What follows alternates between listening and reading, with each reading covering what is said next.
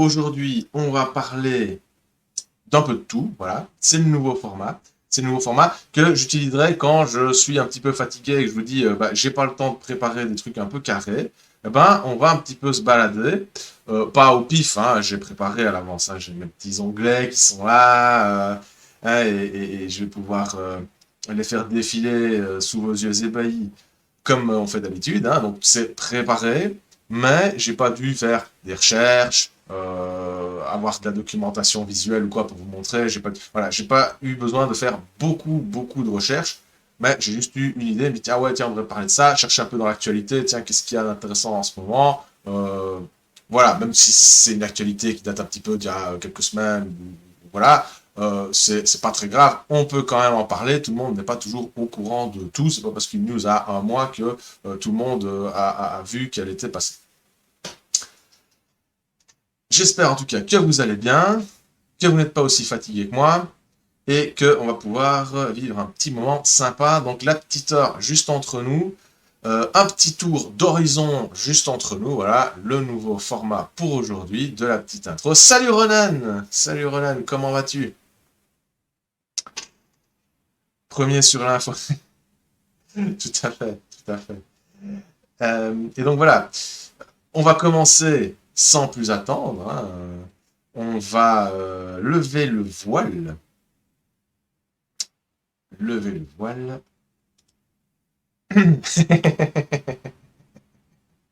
Tout à fait. Tout à fait. Oh, voilà. C'est exactement ce que je voulais obtenir. Il est comment, mon fond il est chouette? Il est sympa? Ça vaut la peine? Alors, voilà, on va faire un petit tour d'horizon rapide. Je vais essayer de pas m'éterniser. Promis, je vais essayer de pas m'éterniser cette fois, voilà. Et puis, on fera un petit focus sur ceci. Voilà. Poltergeist en français. Et comment c'est déjà en anglais, les fantômes assassins, Murderous Ghost, voilà, ça, qui existe aussi en italien d'ailleurs, et qui est vieux, hein. Bon, c'est déjà un vieux machin, un jeu narratif de la boîte à eux ça n'existe plus. Jeu narratif, pourquoi? Bah, parce que vous savez bien que moi j'aime bien vous présenter des petits trucs un peu sympas, qui changent un peu de l'ordinaire, et qui ont trait évidemment à la fois au jeu de rôle et au livre dont vous êtes le héros. Je vais virer mon écran de pause de merde, il n'y a personne qui me dit jamais rien. Parce que, voilà, nous avons une structure sous forme de paragraphes. Voilà, on peut le voir ici à l'écran, paragraphe 20, paragraphe 22. Il y a un livret du joueur, un livret du maître de jeu. C'est un jeu qui se fait à deux. Voilà. Il y a un qui raconte l'histoire d'un personnage qu'il est censé incarner, et l'autre qui est une espèce de maître de jeu qui va lui dire ce qui lui arrive, en gros. Et pour ça, on a deux livrets qui nous donnent des consignes, qui nous disent un peu ce qu'on va faire, et tout ceci est articulé sous la forme d'une arborescence, voilà, sous la forme d'un récit arborescent. En attendant, on va démarrer le petit tour d'horizon, parce que ça, Poltergeist, c'est la cerise sur le gâteau, c'est le truc qu'on fait à la fin. Je vais mettre mes lunettes, je pense que ça va aller mieux si je mets mes lunettes. On aura aussi l'occasion de se servir un verre. Je crois que ça ira encore mieux après ceci. Une exposition dont vous êtes le héros. Malheureusement, elle est terminée au mois de mai dernier. Bon, voilà, j'arrive un peu tard. Peut-être que je l'avais même déjà vu avant, mais que bon, voilà, je peut-être passé comme ça et que j'ai pas jugé le truc super important. Mais aujourd'hui, je retombe dessus, je me dis tiens, pourquoi pas. Le monde de Clovis, une exposition dont vous êtes le héros au musée archéologique national, de l'archéologie nationale, voilà, français, je précise. Euh, ben, je ne sais absolument pas ce que c'est. Je ne sais absolument pas pourquoi. Alors, ils ont appelé ça comme ça. J'imagine qu'il doit y avoir de l'interactivité. Hein, vous savez tout ce qu'on pense du terme interactivité en ces lieux. Donc, dans le monde de Clovis, donc ça c'est le nom de l'exposition, vous êtes en effet auteur de l'exposition, ouais, ça va loin, puisque votre parcours de visite dépendra de vous. Ah voilà. Construite sur les modèles des livres dont vous êtes le héros, cette exposition vous invite à choisir un personnage et à le faire évoluer en fonction de vos choix. Une approche novatrice, sans pour autant brader les contenus ni la qualité des œuvres exposées. Voilà. Alors, l'exposition dont vous êtes le héros, il y a encore un chapitre où cette expression est mentionnée dans le titre. Alors, on a les personnages, voilà. Pour nous faire comprendre comment on vivait à l'époque des Mérovingiens, quoi de mieux que de nous glisser dans la peau de l'un d'entre eux. Ainsi, au début de l'exposition, il vous faudra choisir parmi 4 personnages. Andarcus l'énergique, Bathilde l'habile, on va pas tous les lire, hein, Geneviève la courageuse et Médard l'intelligent. On a des illustrations. Voilà, c'est sympa. J'imagine qu'ils ont priorisé le détail historique, à l'historicité dans le rendu, dans l'illustration. Muni de votre livret de visite ou d'application mobile, vous avancerez dans l'exposition en faisant des choix parfois décisifs pour votre personnage. À vous d'être bien concentré en visitant l'exposition pour prendre les bonnes décisions qui augmenteront votre richesse et votre prestige. Face aux objets qui vous seront présentés, vous apprendrez au fil de votre visite quel était le quotidien des hommes et des femmes au temps des Mérovingiens. Ben voilà, une façon de faire vivre une exposition. On sait que les expositions, ça peut être très chiant. Très très chiant.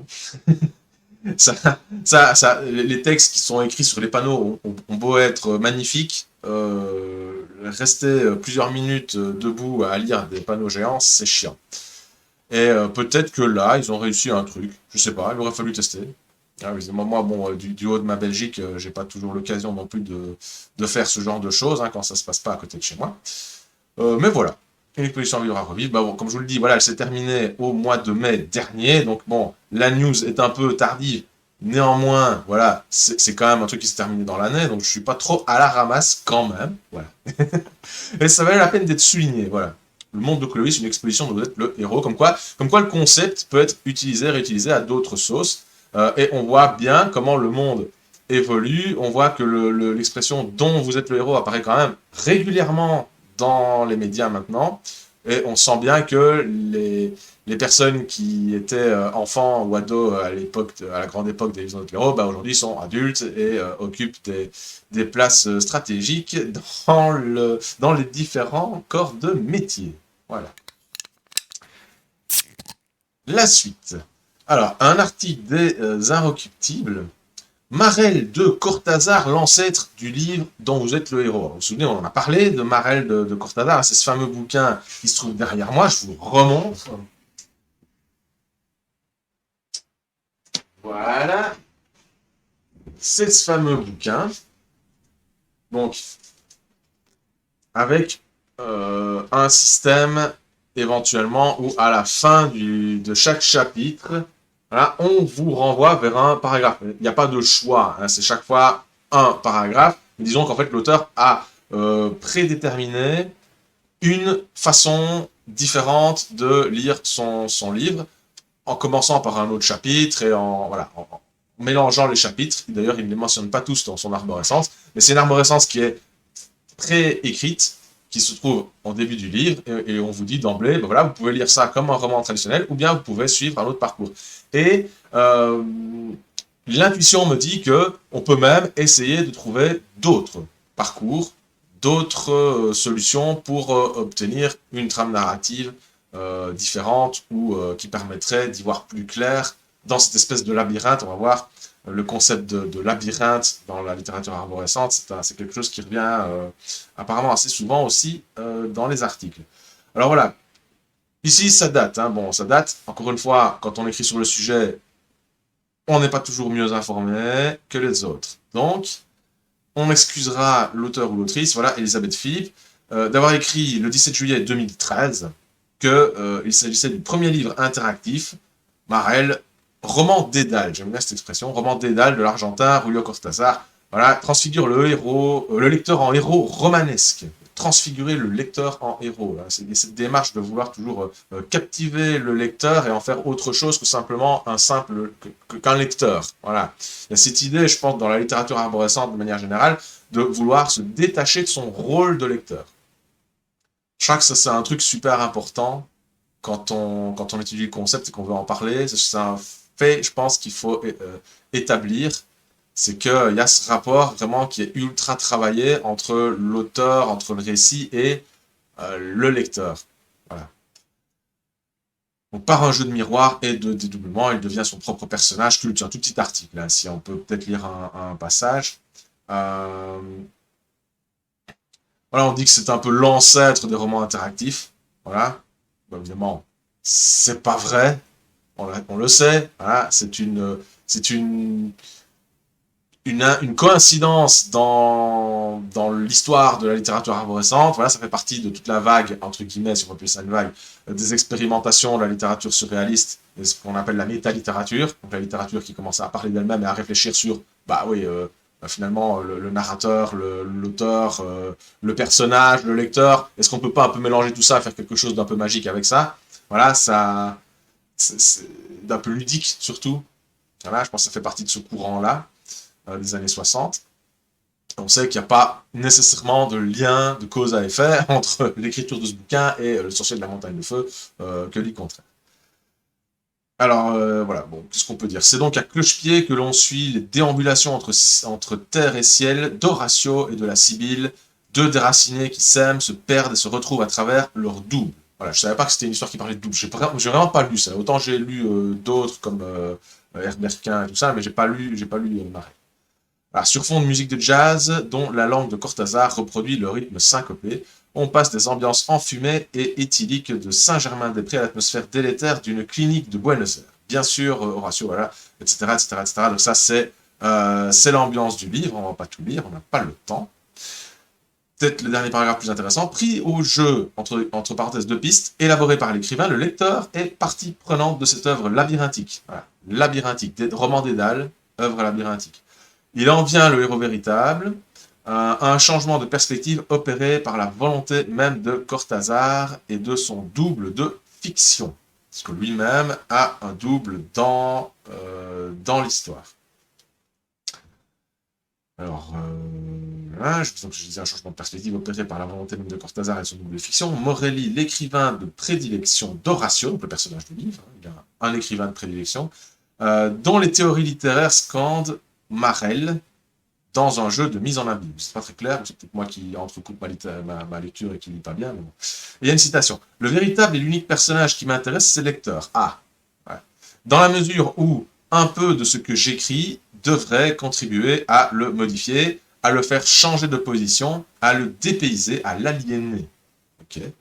Et ça, c'est Morelli, donc c'est l'auteur imaginaire, l'auteur fictif qu'il y a dans l'histoire.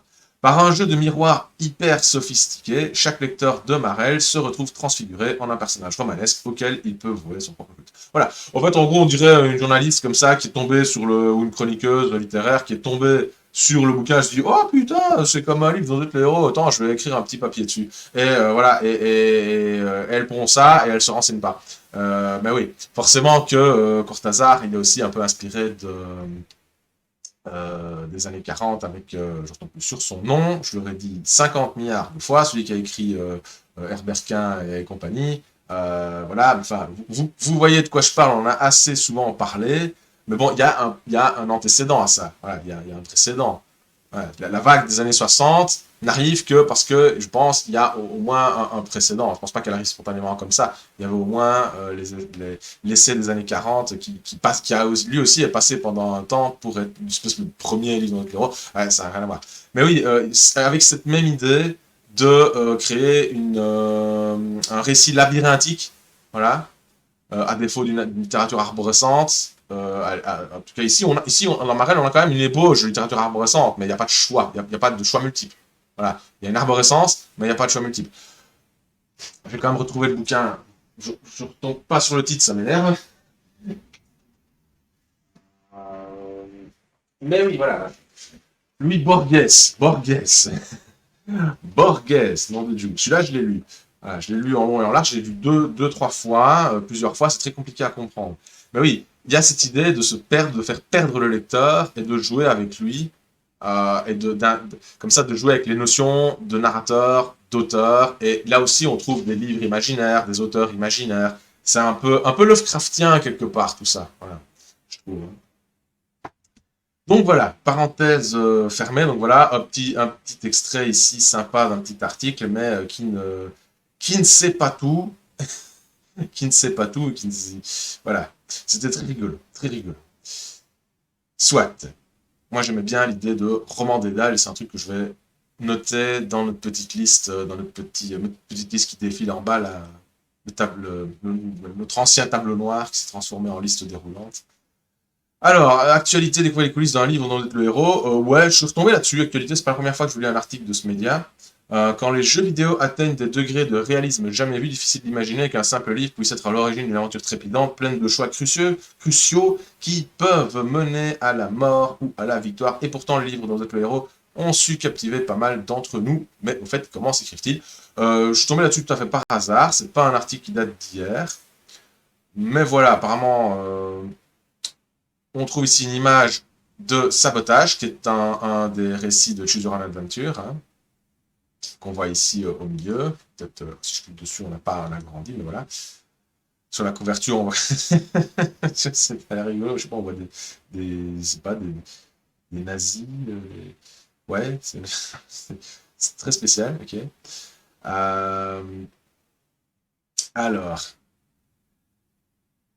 L'auteur de Sabotage, dans la couverture reproduite ci-dessus, a accepté de partager avec Atlas Obscura les brouillons qui lui ont servi à la rédaction. Donc ici, en fait, on voit un brouillon, le brouillon de l'auteur. Bon, oui. Bon, on n'apprend rien de neuf, hein. Oui, on sait ça, hein, que ça s'écrit comme ça. Alors, ça, le même genre d'article que précédemment, il s'est dit, oh la vache, putain, une arborescence, j'ai jamais vu ça, je vais écrire un truc dessus. Voilà. C'est l'effet que ça me fait, moi. C'est l'effet que ça me fait. Bon, des arborescences comme ça, on en a vu des dizaines, quoi. Alors, en gros, on explique ce que c'est qu'une arborescence.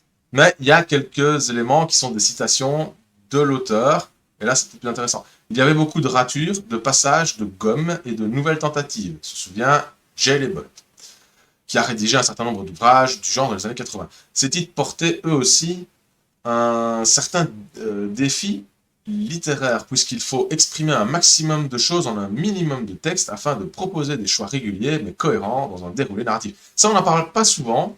La contrainte littéraire, c'est un peu comme dans la poésie. Moi, j'aime bien quand j'écris des poèmes, écrire sous contrainte littéraire, avoir des objectifs, voilà, et me limiter à un certain nombre de vers ou à une certaine forme ou à certain style de répétition, etc. J'aime bien me fixer des contraintes parce que la contrainte me pousse justement à imaginer des choses auxquelles je n'aurais peut-être pas pensé autrement. En tout cas, ça me pousse bien souvent à la créativité plutôt que de m'enfermer. Euh, et ici, on a un peu cette idée d'avoir une écriture sous contrainte qui pousse quand même un peu à réfléchir, à voir comment est-ce que les choses peuvent se mettre le mieux possible. Euh, pour moi, un des défis pour le lecteur était aussi de trouver quel chemin était le plus fouillé en termes de narration. Voilà, un but autre que celui de faire mourir et de réessayer, hein, l'optique de Diana Retry, hein. Autre chose que ça, ici on est plutôt vraiment dans quelque chose de narratif et du plaisir de vouloir faire découvrir au lecteur qui a pas nécessairement le chemin le plus court qui mène à une fin peut-être un peu brutale, mais qui a d'autres possibilités d'essayer de trouver l'histoire qui est la plus gratifiante littérairement parlant. C'est une autre façon de faire, hein. Est-ce que ça marcherait avec notre public francophone qui est tant amateur de classiques, de classiques arborescents avec ouais, les morts, les combats, tout ça. Est-ce que ça marcherait chez nous, un truc pur littéraire qui joue uniquement là-dessus? Je sais pas. Je sais pas. Moi, en tout cas, dans le mien, dans mon bouquin, hein, dans celui que je vous remontrerai hein, dans Effervescence au Palais Royal, hein, on aura l'occasion d'en reparler aussi. Euh, j'ai essayé de faire les deux. Moi, je fais du classique, hein, je savais bien, il y a des combats, tout ça, il y a des règles et tout, mais en même temps, ouais, je mise aussi sur la découverte et la redécouverte du récit et de montrer qu'il y a d'autres, voilà, des façons différentes d'aborder l'histoire et que voilà, on peut se permettre de refaire pour le plaisir de revoir l'histoire sous un autre angle et d'apprécier certaines scènes ou certains personnages autrement qu'au départ. Voilà. Moi, j'aime bien le côté littéraire, en tout cas, mais j'aime aussi le côté règle. Donc, ouais, pour moi, les deux sont assez indissociables dans mon plaisir de joueur. Alors voilà, qu'est-ce qu'il nous dit encore? J. Lebol, l'auteur, vous jonglez avec tout, vous jonglez avec les possibilités, vous jonglez avec le nombre de pages et l'espace disponible, les choix et les ramifications et leur équilibre. Euh, Et en boutade, l'auteur de l'article nous dit pas sûr que le héros soit celui qu'on pense. Après tout, voilà, c'est un petit focus sympa pour dire que le métier d'auteur, d'écrivain, ou en tout cas la qualité d'écrivain en arborescence, c'est pas donné à tout le monde, c'est pas quelque chose d'évident, ça demande un travail, une répétition du truc, un questionnement, voilà, que c'est pas juste classique comme démarche.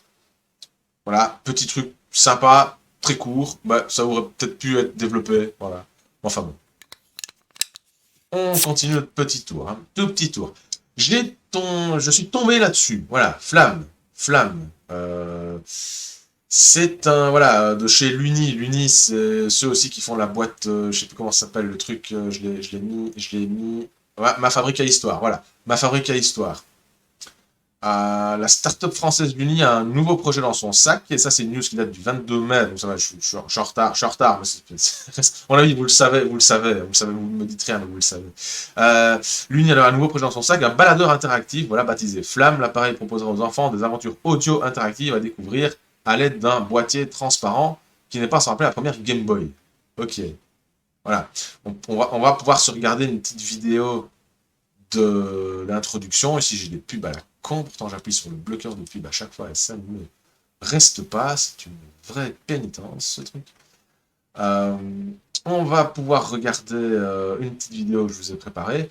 Pour rappel, cet éditeur-là avait fait Ma Fabrique à Histoire, hein, un héros, un univers fantastique, un objet et un compagnon. Dès 3 ans, avec Ma Fabrique à Histoire, votre enfant choisit les éléments qui composent son récit et écoute les histoires qu'il a créées lui-même. En fait, on crée une histoire, voilà, avec des morceaux sonores, on va dire, et on écoute l'histoire qui peut voilà, être déclinée sous plusieurs formes, dans plusieurs ordres différents.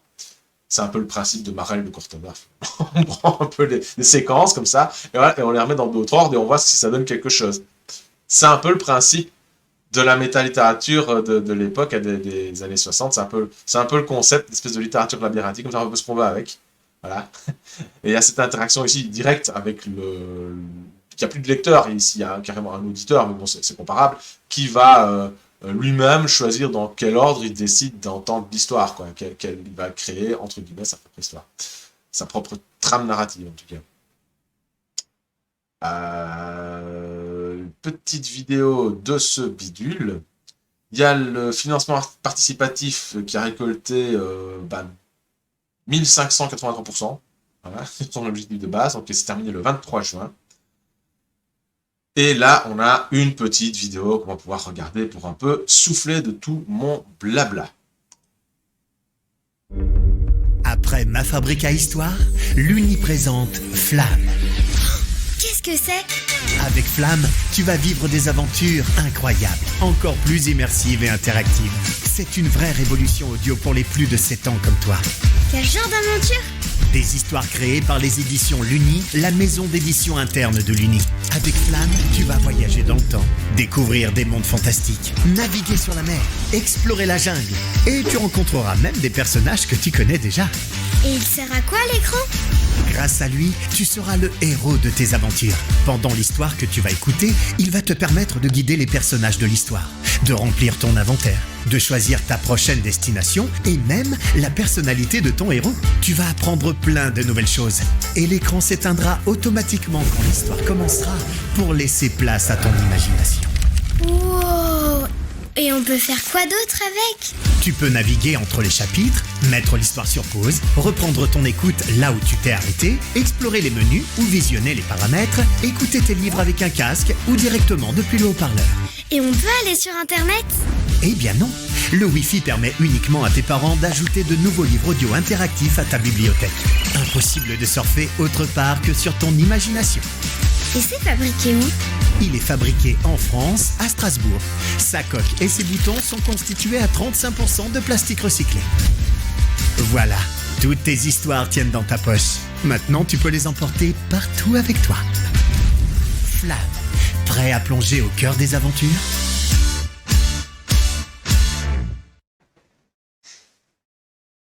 Ma question, moi, c'est pourquoi pas 100% de plastique recyclé. Mais bon, soit. Reprendre le contrôle sur ton imaginaire, voilà, c'est avoir la liberté d'explorer le fond de soi-même. Ouh là là, ça va loin. raviver son feu intérieur. Ça met des flammes, ce truc. Ça met des flammes. Après, ma fabrique à histoire, l'uni continue d'accompagner vos enfants, bah oui, blablabla, blablabla. Voilà, choisir ses destinations, changer le cours de l'histoire, dialoguer et négocier avec les autres personnages. Bah ouais, force, rapidité, intelligence. Pourquoi pas? Voilà, pourquoi pas. À votre libre appréciation. On n'arrête plus le progrès. Apparemment, ça a marché du tonnerre, hein, si on en croit les 1583%. Pourquoi pas? Why not? Que dire d'autre? Que dire d'autre? Faut essayer, faut essayer. Moi, on m'avait recommandé quand même ma fabrique à histoire. Ça, j'avais posé la question quand je l'avais vu au magasin et on m'a dit ouais, non, mais vas-y, les yeux fermés, c'est du tout bon. On m'avait signalé quelques soucis peut-être au niveau du matériel, peut-être qu'il était un peu fragile électroniquement parlant ou quoi. Mais dans l'ensemble, les critiques sont positives et les gens sont assez satisfaits de ce truc qui permet un petit peu voilà, bah, d'initier au plaisir de voguer dans son imaginaire et à travers les fragments d'histoire qu'on nous propose, d'en faire quelque chose soi-même. Ici, avec le système audio, on a carrément un principe de personnage, de caractéristiques, tout ça. Enfin, c'est sympa, mais je dirais voilà, avoir à découvrir. Je suis désolé de ne pas m'attarder trop dessus, de toute façon je ne l'ai pas essayé, donc je ne pourrais pas vous faire une critique constructive, moi je ne fais que vous relayer l'information, et si vous voulez on peut en discuter. Voilà, sympa nous dire Ronan, moi je m'étais pris le Pacte d'Innsmouth, un livre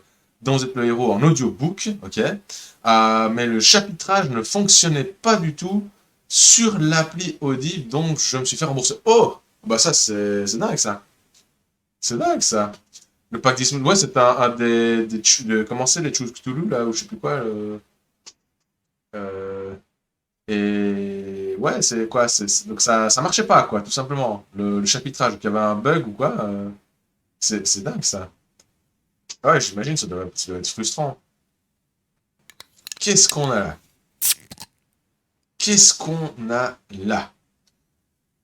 Quels sont les romans de l'imaginaire à lire dans sa vie? Ça, j'ai voulu vous en parler. Je me suis dit, et voilà, il faut savoir que le livre dont vous êtes le héros est toujours, a toujours la cote, je pense. Et,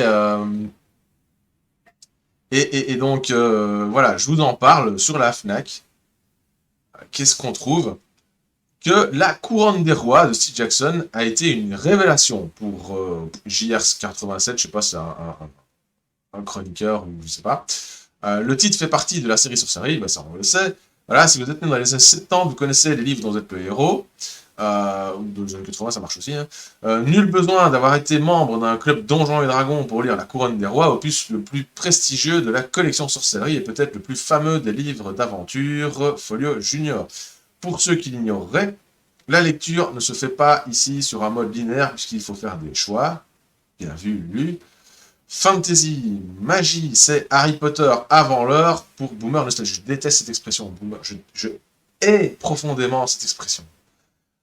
À noter une facétie de l'auteur Steve Jackson. Si au cours de l'aventure vous atterrissez au numéro 579, il vous sera dit de vous rendre au numéro 136 du tome 3. Ouais, effectivement. Du Fabled Lands avant l'heure, hein, n'est-ce pas? À savoir les 7 serpents écrits par le même auteur, blablabla. Oui, c'est fort, c'est très fort. Encore une fois, même symptôme que les 2 premiers articles. Le gars qui découvre le truc, ou qui redécouvre, qui croit avoir découvert la panacée.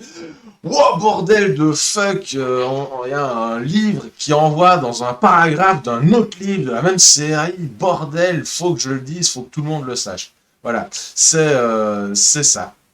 C'est ça. Mais c'est mignon, voilà, c'est mignon. Et donc, La Couronne des Rois, bah oui, effectivement, c'est très sympa, La Couronne des Rois. Il faut encore se farcir les 3 précédents pour comprendre le bouquin, donc ça demande quand même un peu d'investissement, hein, cela dit. Mais pourquoi pas? Ça montre bien que dans les suggestions littéraires, dans les musts hein, à lire, bah, on n'a pas que de la littérature classique. On retrouve, voilà, La Couronne des Rois. Pourquoi pas? Bon, ici, c'est peut-être plus axé fantastique et compagnie, donc ça peut mieux se comprendre. Parce qu'on a aussi la passeuse de mots, voilà, je ne sais pas moi, les Chevaliers d'Émeraude. On est clairement dans le registre de la fantasy, mais voilà, Hunger Games, compagnie, bon, on a compris. Mais c'est quand même marrant de voir qu'à côté de ce genre de choses, bah, on a La Couronne de Roi de Steve Jackson qui vient se perdre comme ça, comme un ovni. C'est cool, c'est sympa, ça mérite d'être dit. Dans le même registre, J'ai envie de vous le refaire, parce que je l'ai partagé sur Facebook, mais j'avais envie de vous le ressortir. Profitez des vacances pour aller sur Horizon. C'est un article de Recycle, c'est sur l'RTBF, c'est la chaîne nationale, la première chaîne nationale belge. Hein. C'est un article qui résume un peu ce qui a été dit sur la radio de la chaîne au Classique 21 et qui nous donne, pareil, des musts à faire, à lire pendant les vacances. Pas à lire, à faire, à écouter, c'est un peu plus éclectique, c'est plus culturel dans le sens général du terme. Voilà. Les souvenirs à lire. On va commencer par se souvenir des livres dont vous êtes le héros. Ces bouquins interactifs, décidément le mot interactif il a toujours sa place, quoi, ont cartonné chez les ados des années 80, les gosses aussi. Et l'auteur retrace ici l'histoire de cette saga mythique. L'auteur qui, on ne sait pas. On ne sait pas, je vous jure, il n'y a rien avant, il y a juste le chapeau de l'article, il n'y a rien, il n'y a pas d'infos, on ne sait pas de qui il parle. Moi je sais, vous savez, mais le gars qui tombe là-dessus, il ne sait pas. Donc l'auteur retrace ici l'histoire de cette saga mythique des origines à nos jours, sans oublier de voir ce que ce genre de littéraction, entre guillemets, tiens, celui-là, il a capté l'info, il s'est dit, oh, il y a un néologisme, je vais le taper, et c'est comme ça que c'est comme ça que le mot finit par arriver au dictionnaire. Hein. C'est comme ça que le truc finit par être reconnu par l'Académie française, c'est comme ça que ça arrive. Alors, représente encore aujourd'hui, voilà, ce genre de littéraction représente encore aujourd'hui. Il en sort un ouvrage, Sorte édition, bien, ça vous le rappelle quelque chose, bien construit et bourré d'infos passionnantes sur un titre de livre qui a toujours fait recette en son temps et a sans doute donné le goût de lire à toute une génération de lecteurs. C'est sérieux sans être satisfait, bardé d'anecdotes sans être barbant, érudit sans jamais être pénible à lire. Bref, c'est un must de plage cet été. Donc imaginez-vous sur la plage, tranquille, soleil, crème à bronzer et tout, des gosses qui jouent dans tous les coins, et là, les vagues, le vent, les libellules, et le bouquin Enquête des livres dont vous êtes le héros de Raphaël Lucas dans les mains. Voilà. Vous me dites ce que vous en pensez. Oui, non, peut-être. Moi, je ne sais pas. Je ne sais pas, mais je pense que j'ai besoin d'un peu plus de concentration pour lire ce genre de bouquin. Voilà, qui regardait les vidéos de Paragraphe 14. Et si ça se trouve, le mec, il est tombé sur une de mes vidéos où je suis en train de m'exciter à dire que, bordel, faut employer les bons mots quand on parle de son sujet, il faut connaître son sujet, et ouais, l'interaction, ouais, c'est bien vu, pour le coup, bien vu, quel est l'auteur, monsieur Frédéric Van de Casserie, quel nom bizarre. Même moi, belge, je trouve ça bizarre. Alors, par contre, monsieur Van de Casserie, vous avez oublié de mentionner le titre exact, Enquête des livres dont vous êtes le héros, et le nom de l'auteur, Raphaël Lucas. Voilà. C'est triste, mais je salue l'effort quand même. On y est, Poltergeist. Voilà, ça y est. Voilà. J'ai un peu tiré à la mitraillette comme ça, mais bon, le temps avance quand même. Voilà, je me resserre un petit coup de Pim's. J'ai découvert le Pim's. Je savais que ça existait, je connaissais, mais j'avais jamais goûté. Eh ben, j'ai goûté, et j'avoue, je suis fan. Je suis fan. C'est un peu vieillot comme truc, c'est peut-être un peu vieux, comme... voilà, c'est ça, moi, c'est sympa. C'est sympa. Boire sec, ou avec un jus de fruits, ou je sais pas moi, un petit cocktail ou quoi, moi, c'est sympa. Magnifique les Pim's. Mais les Pim's, oui, mais c'est... Attention, il faut pas tremper son Pim's dans le Pim's. Ça n'a rien à voir. Ce sont deux choses très différentes. Très différentes. J'insiste. Donc là, pour être surpris, tout ça se trouve que c'est bon. Pourquoi est-ce que mon bloqueur de pub... Je vais changer de bloqueur de pub. Je vais le changer, parce qu'en fait, il faut chaque fois le réactualiser pour qu'il bloque les pubs. Quand je reviens dessus, les pubs, elles sont plus bloquées. Ça me saoule. Ça me pète le fion, mais d'un niveau astrophysique. Bon. Poltergeist, qu'est-ce que c'est que ce machin? Boîte à eux édition, qui n'existe plus, qui était spécialisée dans les jeux de rôle narratifs. Avec comme moteur principal Apocalypse World, qui était connu pour être, j'ai testé d'ailleurs, qui était connu pour quand même être assez nouveau dans le genre, c'est un jeu américain, donc traduit par Boîte à eux, qui avait un système un peu novateur, on va dire, de faire participer les joueurs à la conception même de l'histoire et de l'univers dans lequel on allait jouer. Voilà, c'était une mécanique qui était sympa, qui était fraîche, début des années 2000, je pense. Et franchement, ouais, c'est vrai que ça marche. Le système en lui-même, bah, il a ses règles. C'est pas juste pas un système anarchique. Hein. Il a des règles, c'est sympa, tout se fait pas n'importe comment. Franchement, pour l'avoir essayé, sous diverses formes, parce qu'il a aussi été décliné avec d'autres jeux. Apocalypse World, c'est la base, on va dire. On est dans un monde post-apocalyptique et il faut imaginer un scénario et un contexte avec ça. Mais le système fonctionne avec d'autres décors. Hein. Notamment, dans leur liste Dirty Secrets, j'ai aussi... voilà, j'ai essayé d'autres jeux du même genre, je crois que leur liste n'est même pas complète. Le système a été adapté peut-être par d'autres éditeurs, probablement. Et entre autres, ils ont fait Poltergeist, que je vous ai montré en coup de vent tout à l'heure et dans lequel on va se replonger très vite. Voilà, c'est vraiment là un jeu narratif en arborescence, pour le coup. Donc là, on va voir. Qu'est-ce qu'on peut dire à propos de ce jeu? Bah alors on reviendra peut-être dessus après. On va présenter le jeu, c'est beaucoup plus sympa que de faire du blabla dessus. Tu as une bonne recette de cocktail avec du Pims. Ah mais Phil, avec de l'ice tea, c'est très rafraîchissant. Avec l'ice tea. Ouais. Ben, je sais pas. L'ice tea, ou alors je ferais du thé glacé moi-même. Alors ouais, ça marchera mieux, ça me plaira mieux, parce que les boissons, les sodas. Les sodas, maintenant, moi j'arrête parce que j'ai remarqué depuis déjà un moment que je sais pas à quel moment ils ont décidé ça, mais d'ailleurs c'est avec l'ice tea que ça a démarré. Un jour, je bois l'ice tea, je me dis, ça n'a pas le même goût qu'avant. Alors je regarde la liste des ingrédients et je vois, je pense que c'est la stevia ou un truc du genre ou un truc. Un édulcorant très en vogue, hein, un de ces édulcorants en vogue, et je me dis merde, mais pourtant si j'ai pas acheté la version sans sucre, j'ai acheté la version normale, pourquoi est-ce qu'ils mettent un édulcorant? Et puis j'ai eu le réflexe de regarder la liste des ingrédients dans tous les sodas. Et ben jusqu'à maintenant, à l'exception du coca, partout, de l'édulcorant. Partout. Dans toutes les boissons, même les sodas que j'aimais bien, pas exactement partout, mais dans les grands, les classiques, hein, je ne vais pas vous citer toutes les marques, bah, vous allez voir, il y a un édulcorant ou un autre. Et autant déjà le sucre, on sait que c'est déjà pas terrible pour l'organisme, mais qu'il faut quand même boire ça avec modération. Autant les édulcorants, franchement, moi je préfère m'en passer, mais totalement. Voilà. Vu les études qui sont faites dessus et voilà ce que ça implique comme problèmes intestinaux, cancer et compagnie, bah voilà, je vais pas m'étendre là-dessus, je suis pas scientifique, j'ai pas vocation à avoir la parole d'un scientifique, mais renseignez-vous, allez voir des études qui se font sur les édulcorants et dites-moi si vous avez encore envie de boire du Schweppes ou de l'Ice Tea. Enfin, je sais pas, allez voir. Sinon, voilà, je ferai mon thé glacé moi-même et j'essaierai, hein, je le ferai en direct, hein. Le Pims au thé glacé et à la recette de Ronan quand il aura filé, en direct, c'est promis. On aura le cocktail thé glacé et Pims.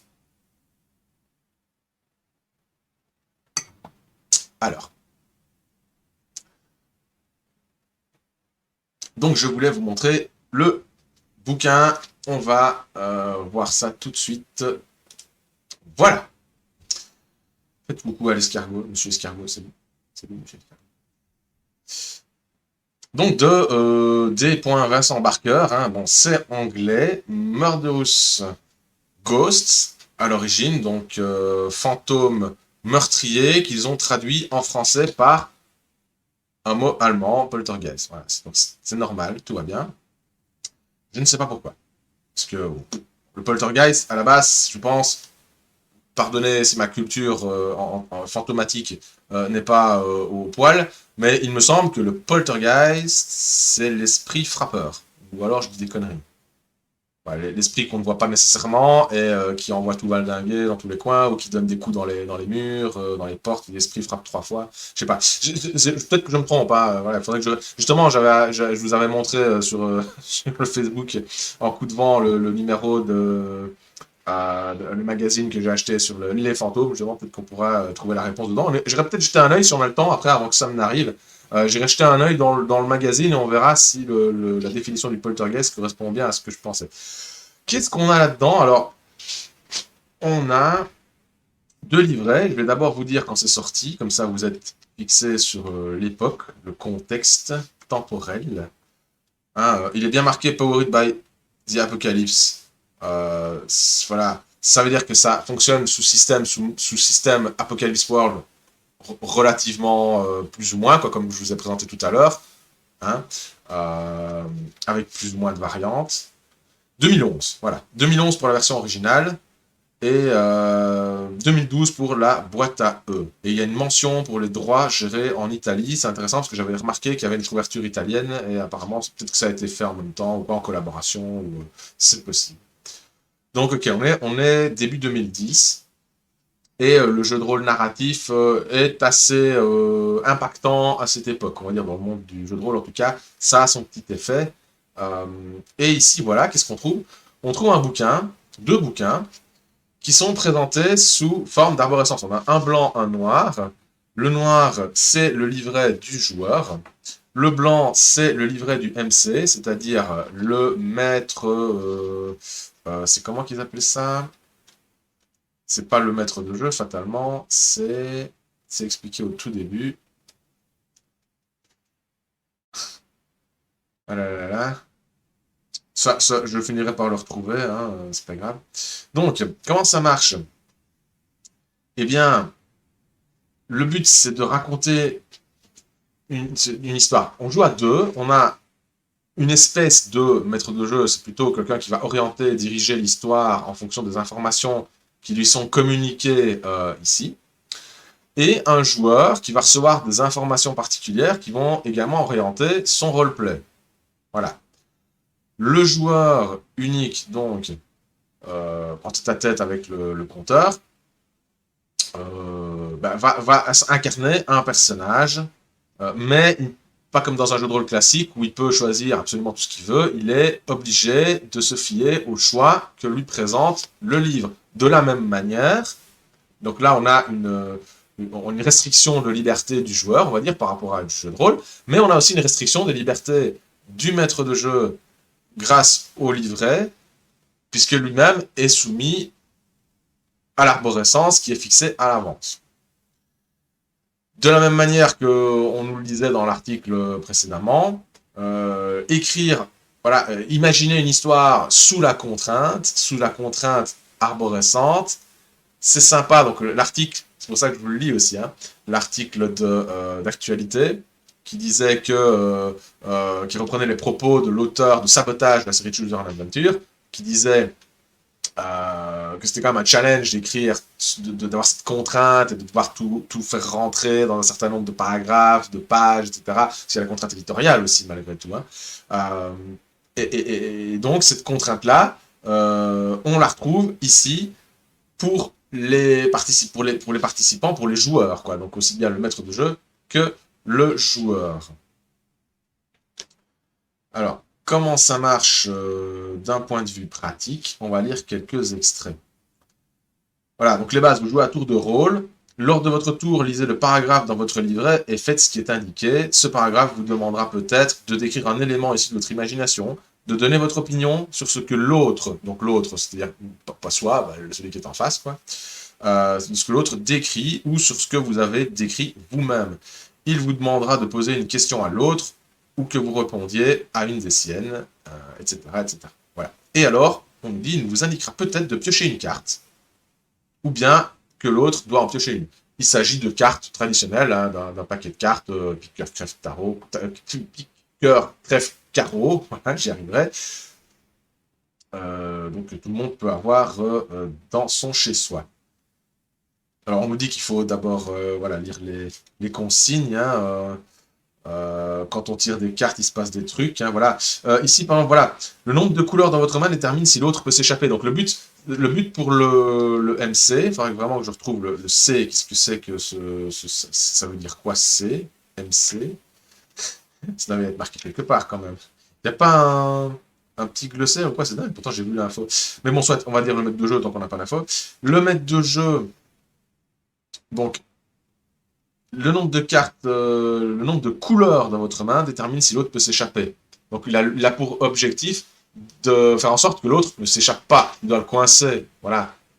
Évidemment, et l'autre, le joueur, bah lui, il doit s'échapper. Voilà. C'est intéressant. Donc lorsque l'autre s'approche d'une possible évasion, vous tirez une nouvelle carte face cachée. Okay. Il y a une espèce de compte-la-montre comme ça, c'est peut-être une espèce de sablier aussi, le paquet de cartes. Ouais, ok. Les valeurs valent 11, l'As vaut 1, ok. Alors, ça détermine le succès. En gros, voilà, à défaut de lancer des dés et d'avoir des échelles de réussite, on a les cartes qui disent voilà, la meilleure chose qui puisse arriver correspond à un total entre 13 et 20, ce qui revient exactement pareil à lancer des dés. Une issue moyenne, c'est un résultat de 12. Et la pire des choses qui puissent arriver, c'est un résultat entre 1 et 5. Ou bien un total supérieur ou égal à 21. Donc il y a un peu à côté, comme ça, on joue sur les extrêmes. C'est une façon de voir, de tordre les probabilités autrement qu'avec des dés, quoi. Tout simplement. On a peut-être ce côté un peu cartomancie aussi qui vient un peu plus dans l'ambiance, un côté plus silencieux aussi. Peut-être qu'il y a ça qui a été travaillé pour ne pas qu'on ait le bruit des dés, par exemple, qu'on ait ce distracteur-là. On a le paquet de cartes qui est là, qui garde un peu de mysticisme, comme ça, un peu d'occulte, et qui en même temps est silencieux. Je pense que c'est approprié pour l'occasion. Alors voilà, ici on a un exemple de paragraphe 15. Un fantôme réagit à la présence de l'autre. Il y a une faute c'est pas grave. Un fantôme réagit à la présence de l'autre.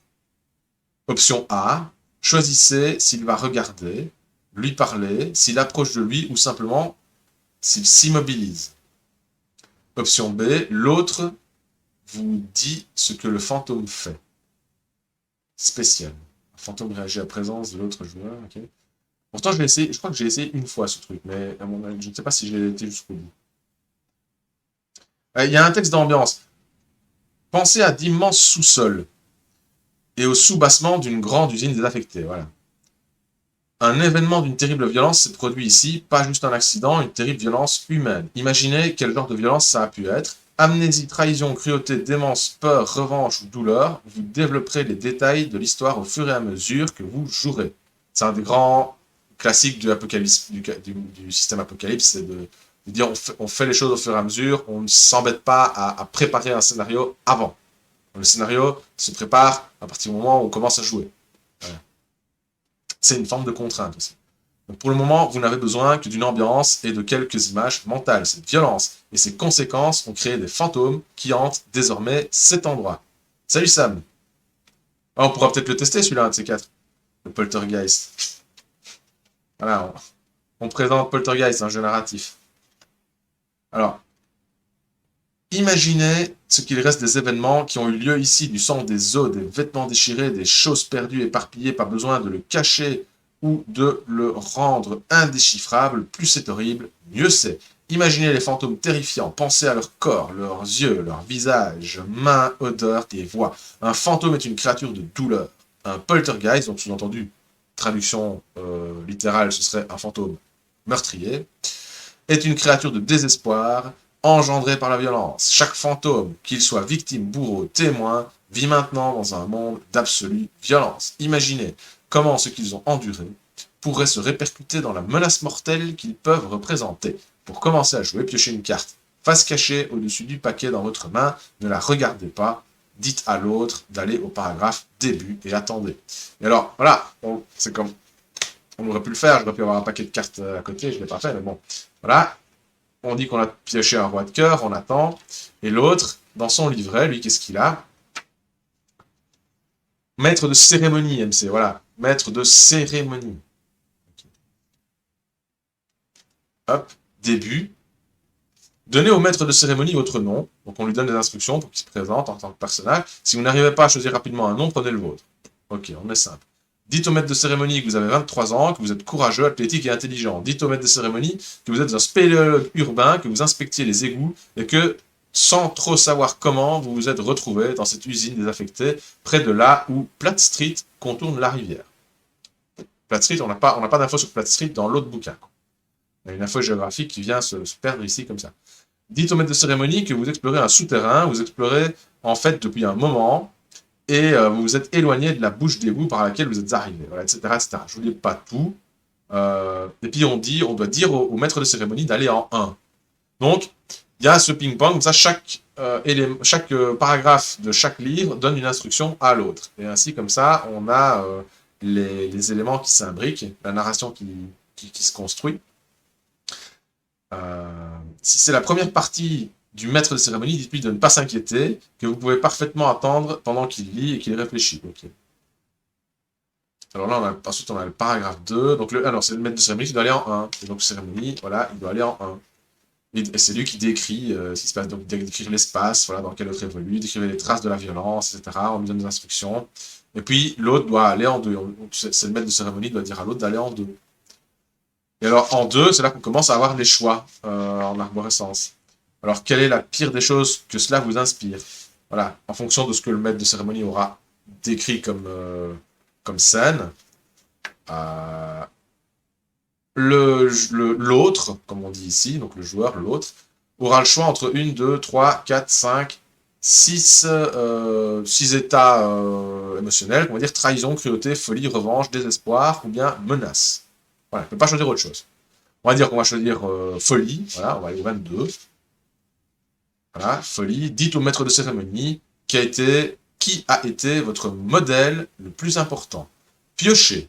Voilà, un pioche une carte. Votre première pioche dans le jeu est une pioche libre.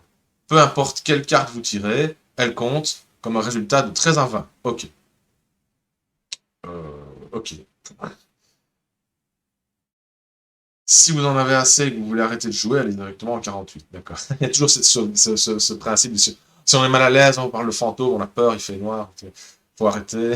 On met des précautions comme ça on évite que les gens que les gens qui sont un peu fragiles psychologiquement pètent un câble, prendre des précautions. Et après, qu'est-ce qu'on doit dire au maître de... Ah oui, alors c'est en fonction du résultat, mais il dit de toute façon, peu importe quelle carte vous tirez, elle compte comme un résultat de 13 à 20. Donc je ne comprends pas pourquoi il y a les autres résultats, mais soit 13 à 20, si vous n'avez pas vu de fantôme ici, dites au maître de cérémonie d'aller en 3. Voilà.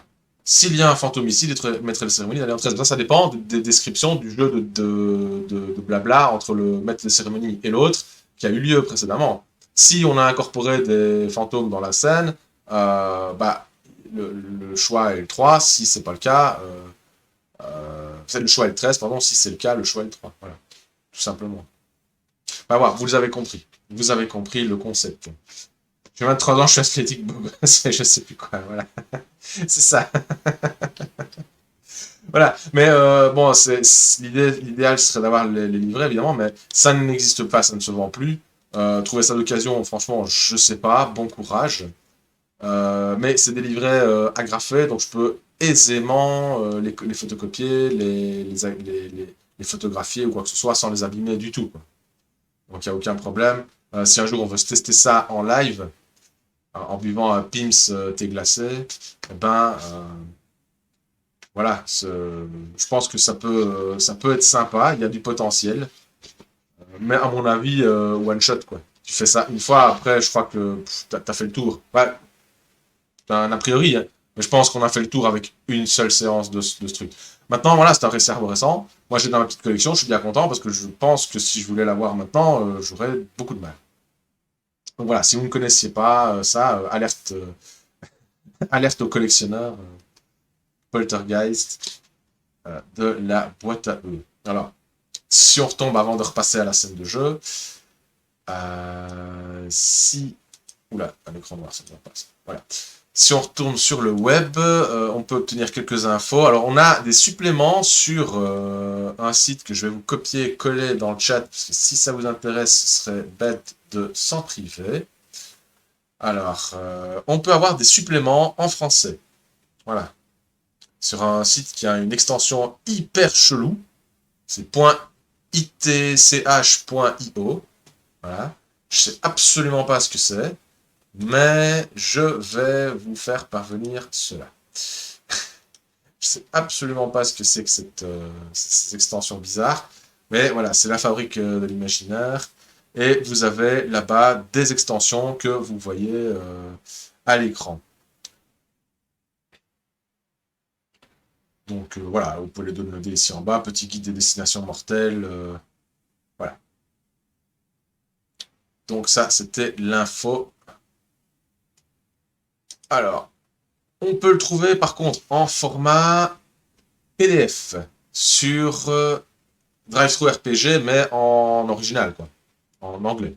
Donc, vous voyez, Murder House Ghost, le terme anglais plutôt que Poltergeist. Je ne comprends pas pourquoi ils ont cherché Poltergeist pour traduire ça, je ne comprends pas. Donc voilà, ça se trouve encore en PDF hein, pour 10$ au lieu de 20$. Magnifique, 20$ pour ça, franchement, en PDF. Donc, qu'est-ce qu'on a ici? Bah voilà, on peut... Je sais pas si c'est encore possible de l'acheter en papier en version anglaise, mais en tout cas, il y a le site qui existe toujours. Acheter maintenant 15$, mais je sais pas. Je n'irai pas cliquer. À vérifier. Voilà. Alors... Bah oui, une petite chronique du truc. Hmm, on décrit un peu l'objet en anglais, et apparemment, il aurait été, si je comprends bien, il aurait été édité sous la forme qu'ici on avait un petit boîtier comme ça, là, qui s'ouvre, que je vous ai ouvert devant vous, hein, qui s'ouvre comme ça. Mais apparemment, dans la version d'origine, c'est un boîtier qui a la forme d'un DVD. Voilà, je sais pas, peut-être le look, le film d'horreur ou quoi, je sais pas, un truc comme ça.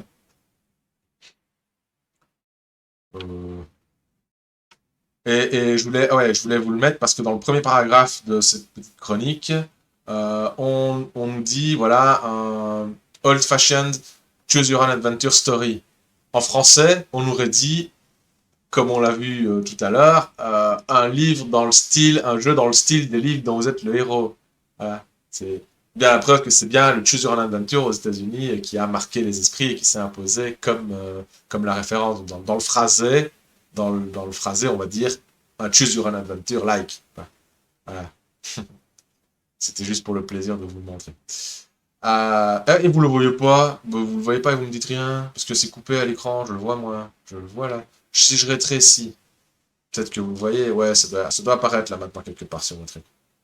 Ça devrait, allez. C'est quelque part dans le bleu que j'ai mis en surbrillance. Mais bon, bah, vous me croyez sur parole, sinon je vous mets, je vous mets le lien, voilà, comme ça vous pouvez aller lire cette super chronique de ce jeu qu'on ne trouvera plus. Bien. Mais oui, une petite chronique en français. Si elle est une dernière sortie de la prolifique et du temps où elle était prolifique, boîte à eux. Euh, et ici, pareil, on a ce même, voilà, ne sera pas sans vous rappeler les livres-jeux édités chez Gallimard. Voilà, pour le coup, là, on a dit livres-jeux. Ah oui, comme le shérif ah oui, carrément, quoi. Comme le shérif et le la loi, tout à fait. Ou bien l'as des as, oui, là, carrément. Qui reprenait des méthodes proches, avec une faute d'orthographe, ok, c'est magnifique, des livres dont vous êtes le héros. Ok, cet article est torché avec les pieds, mais c'est pas grave. Ok, bon, on a compris, on a compris, on a compris. La version italienne, Fantasmi Assassini, voilà, qui reprend au moins une traduction littérale du titre anglais, qu'est-ce que les Français ont été chercher Poltergeist, je ne comprends pas, ça me scandalise. On approche tout doucement de la fin. Je vais aller voir dans le magazine si je trouve pas une info sur le Poltergeist. Voilà, magazine fantôme, les fantômes de l'Antiquité à nos jours, hein, 132 pages quand même, bien sympa. On va essayer de trouver quelque chose là-dedans sur le Poltergeist. Alors, est-ce qu'on trouve des trucs? Est-ce qu'on a une table des matières déjà? J'imagine un sommaire. Il doit y avoir ça. Longue vie aux fantômes. Alors, l'histoire des fantômes, la peur des fantômes qui domine, spectre de l'Antiquité, fantôme du Moyen-Âge, esprit moderne, ok. Je ne sais, en tout cas, je ne sais pas. Les esprits modernes, la légende universelle lui leur dévoilant non, les lumières face aux fantômes, rejet et fascination. Ah, il y a encore le G. J'ai la tête ailleurs. Retour aux sources, le boulanger, hein, un certain gallois malfaisant. C'est des contes, tout ça. De l'épouvante à la folie, le hors-là, ouais. Fantôme de l'opéra. On ne parle pas de Poltergeist. C'est pas grave. Peut-être qu'on y fait allusion quelque part. Ah, esprit frappeur. Yes, yes, yes, yes. Esprit frappeur. À l'origine, le terme poltergeist se réfère à un esprit frappeur et le frère Augustin théologien Martin Luther fut le premier à utiliser ce mot allemand afin de désigner un tel phénomène. Donc on est fin 15e, début 16e siècle, quoi. La femme de lettres Catherine Crowe 19e siècle là pour le coup, en usant ensuite pour la première fois en langue anglaise en 1848, et cette appellation désigne actuellement une situation dans laquelle un enfant ou un adolescent perturbé émotionnellement provoque involontairement des phénomènes inexpliqués. Et on a, on a une illustration d'une scène de spiritisme sur le côté. Et ben voilà, je suis content.